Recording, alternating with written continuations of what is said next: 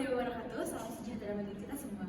Pertama-tama saya ingin mengucapkan terima kasih kepada dosen pengampu kami, yaitu Ibu Puji Lestari, mata kuliah Kalkulus 2 yang telah memberikan waktu dan juga memberikan materi yang begitu bagus, yaitu salah satu materi aplikasi integral yang akan kami bahas dan kami berikan contoh kepada teman-teman semua untuk mengenal lebih jauh apa itu aplikasi integral. Nah, sebelum ke aplikasi integral, kami di sini mau memperkenalkan diri dulu ya. Perkenalkan, nama saya Salvia Putri dengan nomor pokok mahasiswa 2207707993. Kemudian rekan saya. Nama saya Agus Sagar dengan NPM 227001090. Dan saya Rizky Sri Situhan dengan NPM 227007086. Dan saya Roni Siringorio dengan NPM 2277091. Dan saya Muhammad Adi Gopal dengan NPM 2277080. Mungkin sekian perkenalan dari kami. Tanpa basa-basi dan tanpa banyak ngobrol lagi, mari kita kupas apa itu aplikasi integral dan juga beserta contoh-contohnya. Selamat menyaksikan. Kalkulus dalam bahasa Latin, kalkulus artinya batu kecil, merupakan cabang ilmu matematika yang mencakup limit, turunan, integral, deret terhingga. Kalkulus adalah ilmu mengenai perubahan sebagaimana geometri, ilmu mengenai bentuk dan aljabar, ilmu mengenai pengerjaan untuk memecahkan persamaan serta aplikasinya. Nah, kalau misalnya integral adalah sebuah konsep penjumlahan secara berkesinambungan dalam matematika. Integral inverse-nya diferensial adalah operasi utama dalam kalkulus. Next. Sekarang luas daerah. Di dalam integral ada luas daerahnya. Bangun ruang adalah bangun-bangun yang berbentuk 3 dimensi atau bangun yang mempunyai ruang yang dibatasi oleh sisi-sisinya selain keliling dan luas. Bentar dulu terakhir deh. Ngeletakkan kemana juga salah. Bentar, kita jadi bingung. Harus menghitung luas daerah. Menghitung luas daerah kita harus tahu bangun ruang dulu. Bangun ruang itu apa? Salah pengucapan ya tadi? Ya, salah. Satu. Ulangi. Ulangin dari awal atau gimana? Oh. Di dalam integral kita dapat menyelesaikan luas daerah. Nah, sebelum kita mencari luas daerah tersebut, kita harus tahu bangun ruang tersebut apa. Bangun ruang adalah bangun-bangun yang berbentuk 3 dimensi atau bangun yang mempunyai ruang yang dibatasi oleh sisi-sisinya. Selain keliling dan luas bangun ruang juga bisa dihitung dengan tinggi untuk menentukan volume. Contoh dalam kehidupan sehari-hari. Kolam berenang. Nah, step pertama kita harus membuat skema seperti pada gambar di atas, X dan Y. Nah, setelah itu kita mencari titik potong kurva dengan cara memfaktorkan 2 dikurangi X kuadrat sama dengan X. Nah, dari penyelesaian tersebut dapat kita mendapat hasilnya X-nya sama dengan min 2 dan 1. Yang kedua, kita mencari approximate-nya, yaitu penjumlahan dengan rumus delta A sama dengan delta X dikali P. Delta A sama dengan, langsung dimasukin sesuai sama soal, X kuadrat, min X kuadrat dikurangi X plus 2 dikali delta X. Nah, yang ketiga, kita dapat mencari integrate-nya dengan cara mencantumkan rumus tersebut, rumus ini. Setelah itu kita dapat mencari integral dari 1 banding 2. Langsung saja ke min X kuadrat dikurangi X plus 2 dx. A sama dengan min 1/3 X pangkat 3 dikurangi 1/2 X pangkat 2 plus 2X. Setelah itu kita dapat mencari integralnya. Langsung saja kita masukkan 1/3 dikurangi 1/2 ditambah 2 dikurang 8/3 dikurangi 2 dikurangi 2 dikurangi 4 sama dengan min 3 plus 3/2 plus 6 sama dengan 9/2. Cukup sekian dari saya yang menjelaskan tentang luas daerah. Sekian. Oke, dalam integral bidang fisika saya ambil contoh yaitu tabung silinder. Nah, di sini terdapat satu tabung silinder dengan luas yang dari 4 cm kemudian dengan tinggi 10 cm. Nah, untuk pertanyaannya, berapakah usaha yang diperlukan untuk memindahkan seluruh volume ke atas? Kita asumsikan bahwa ini tuh gelas, airnya penuh. Gimana sih cara si air minum itu bisa ke atas? Berapa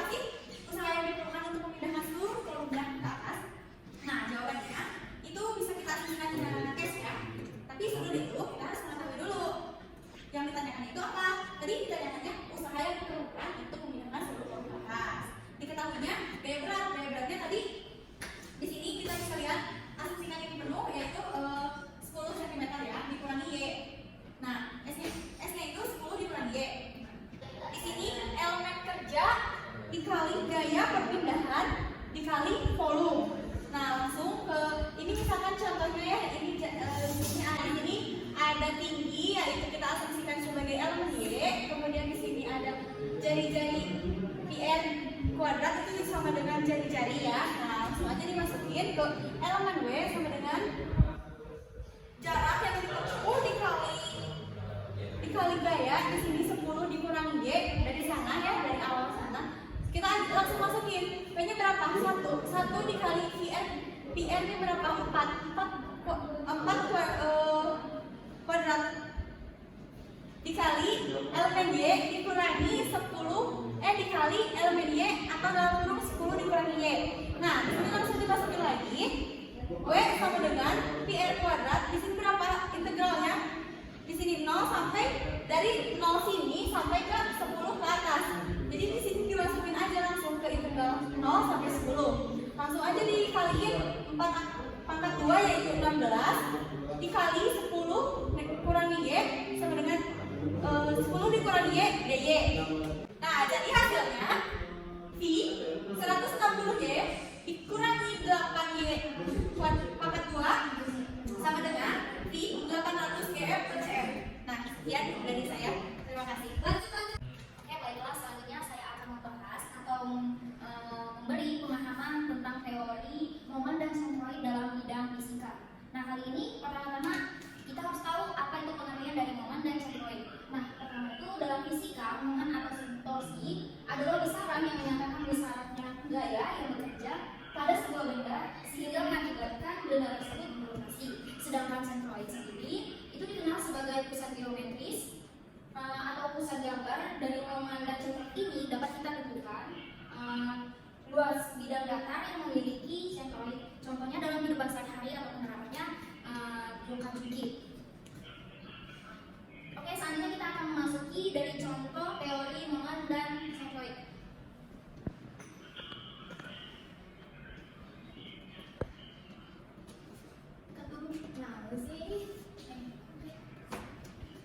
Oke, kita masuk ke contohnya. Sudah tertera di buku. Di sini ada contohnya integral dalam fisika momen dan sentroid. Soalnya berdasarkan dari soal, daerah yang dibatasi sumbu Y 4 dikurang X kuadrat dan sumbu XY yang menghitung volume. Nah, yang ditanya ini, carilah pusat massa momen dan sentroid dari sumbu XY. Tertera di sini grafiknya atau sumbu-sumbunya. Pertama-tama itu kita akan mengetahui dulu apa rumus dari sudut dari areanya, aspeknya. Pertama itu momen Y per area atau ekspresi Y sama dengan momen area per X. Nah, di sini sudah diketahui sumbu Y sama dengan 4 dikurang X kuadrat. Jadi di sini kita akan menghitung luas areanya dulu. Di sini saya akan memakai integral 2 0 4 dikurang X kuadrat dx.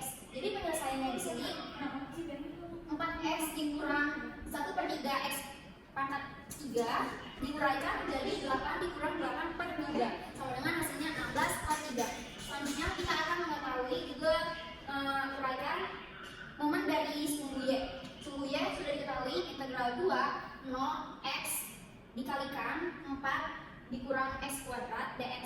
Jadi di sini kita akan menguraikan 2x kuadrat dikurangi 1/4 X pangkat 4 sama dengan dihasilkan dari perkalian atau pembagian di sini.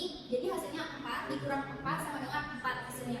Selanjutnya momen X. Momen X di sini kita pertama awali setengah integral 2 0 terus dimasukin sumbunya tuh 4 dikurang X kuadrat dx sama dengan penyelesaiannya setengah integral 2 0 jadi ditambah 16 ditambah X pangkat 4 dikurangi 8 X kuadrat dikurangi dx nya juga.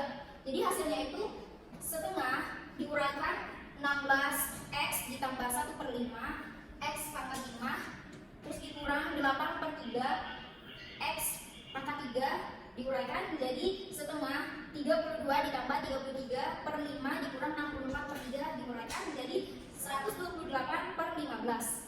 Selanjutnya di sini kita akan mengetahui ketahui juga itu ekspresinya dari sumbu X. Sumbu X ini kita akan memasuki momen Y per area sama dengan 4 per 16 per 3 sama dengan hasilnya 3 per 4. Selanjutnya itu ekspres Y sama dengan momen X per area sama dengan 128 per 15 dibagi 16 per 3 menjadi hasilnya 1,6.